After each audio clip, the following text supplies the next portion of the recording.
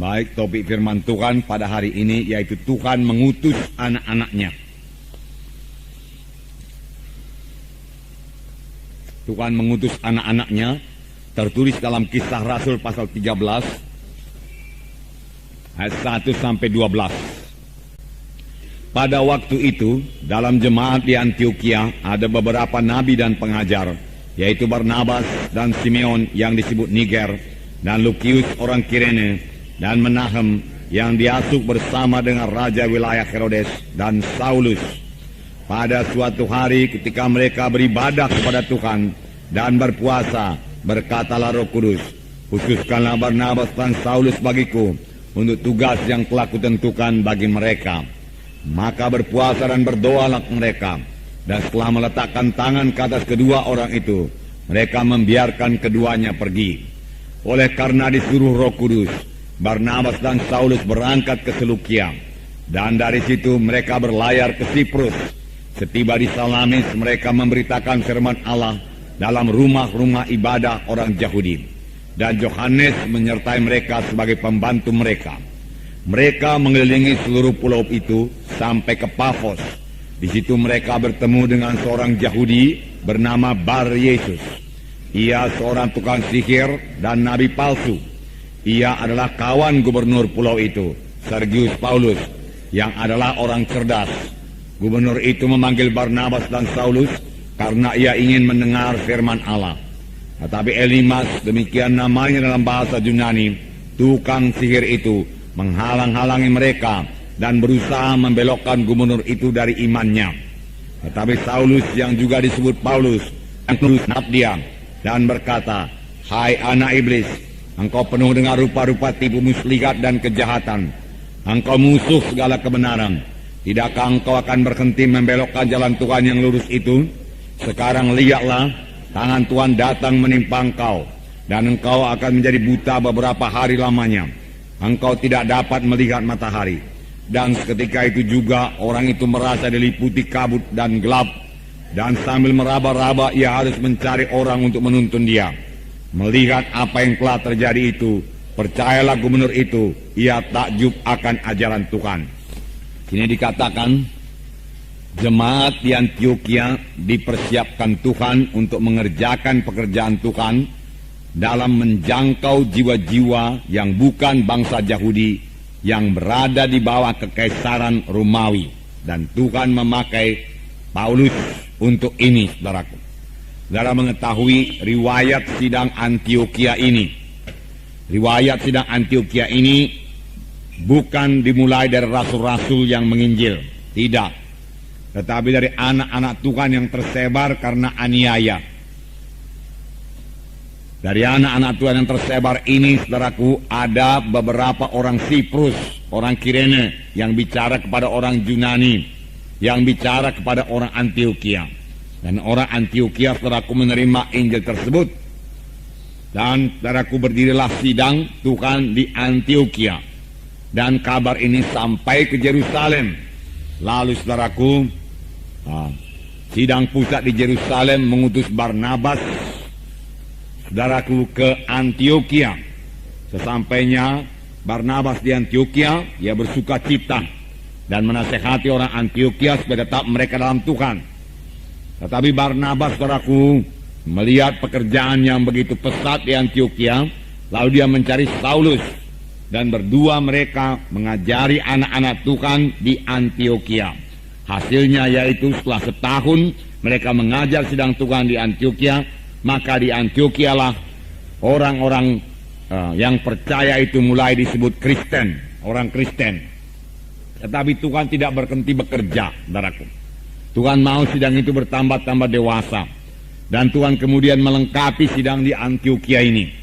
Firman Tuhan berkata dalam buku Efesus pasal 4 ayat 11, Tuhan memberikan rasul-rasul, nabi-nabi, guru-guru, pengajar-pengajar, dan penginjil-penginjil.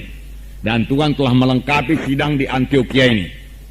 Sini dikatakan, saudaraku, mereka telah memiliki, saudaraku, nabi dan pengajar, yaitu Barnabas dan Simeon yang disebut Niger, Lukius orang Kirene, dan Menahem yang diasuh bersama dengan raja wilayah Herodes dan Saulus. Nah, pada waktu mereka beribadah kepada Tuhan dan berpuasa, berkatalah Roh Kudus, khususkanlah Barnabas dan Saulus bagiku untuk tugas yang telah kutentukan bagi mereka. Jadi saudaraku, sidang jemaat di Antioquia ini telah dilengkapi Tuhan dengan beberapa nabi dan pengajar, dan Roh Kudus memimpin jemaat itu. Alangkah indahnya satu sidang yang dipimpin oleh Roh Kudus. Ayat 2, pada suatu hari ketika mereka beribadah kepada Tuhan dan berpuasa, berkatalah Roh Kudus, khususkanlah Barnabas dan Saulus bagiku untuk tugas yang telah kutentukan bagi mereka. Di sini firman Tuhan dengan jelas berkata, berkatalah Roh Kudus. Saudaraku, jadi Roh Kudus itu bisa berkata-kata, saudaraku. Berkatalah Roh Kudus. Saudaraku, mulai daripada perjanjian lama Tuhan sudah bicara. Perjanjian baru saudaraku Tuhan lebih banyak bicara. Pada akhir zaman ini saudaraku Tuhan lebih banyak lagi bicara, saudaraku. Pada akhir zaman ini, pada zaman sekarang ini Tuhan bicara kepada kita masing-masing. Di sini dikatakan berkatalah Roh Kudus, khususkanlah Barnabas dan Saulus bagiku untuk tugas yang telah kutentukan bagi mereka. Jadi Roh Kudus bisa berkata-kata karena Roh Kudus hidup, saudaraku. Bukan hanya Roh Kudus bisa berkata-kata, Roh Kudus suka berkata-kata kepada kita, saudaraku. Apakah kita suka juga berkata-kata dengan Roh Kudus? Tentunya kita suka berkata-kata dengan Roh Kudus. Boleh jadi saudara bertanya bagaimana caranya. Sedikit akan kita lihat pada hari ini. Dan kita akan terus bertumbuh, saudaraku, dan mendengarkan suara Roh Kudus ini, saudaraku. Saudaraku, kapankah Roh Kudus berkata-kata, saudaraku? Di sini dikatakan pada suatu hari ketika mereka beribadah kepada Tuhan dan berpuasa, berkatalah Roh Kudus. Ketika mereka beribadah kepada Tuhan, tidak dikatakan ketika mereka berdoa kepada Tuhan. Memang Roh Kudus bisa bicara juga pada waktu kita berdoa, kalau kita memberikan dia kesempatan untuk bicara, saudaraku. Kita perlu mendengar suara Roh Kudus. Karena firman Tuhan berkata Roh Kudus memimpinkan kita kepada segala kebenaran. Firman Tuhan berkata demikian. Tatkala mereka beribadah kepada Tuhan dan berpuasa. Berpuasa artinya menyangkal diri. Supaya mereka bisa memusatkan pikirannya, saudaraku, hatinya kepada Tuhan. Nah, saudaraku, sebagai orang percaya kita juga harus melayani Tuhan, saudaraku. Kerap kali kita hanya minta Tuhan melayani kita. Berikan saya ini Tuhan, berikan saya itu Tuhan. Tidak salah, saudaraku. Tidak salah. Tetapi kita juga harus bertumbuh, bertambah-tambah dewasa dalam doa dan pelayanan kita kepada Tuhan. Saudaraku, tidak minta-minta saja, saudaraku. Nah, dalam beribadah kepada Tuhan kita mengadakan pelayanan terhadap Tuhan. Pada waktu itu kita tidak meminta apa-apa kepada Tuhan.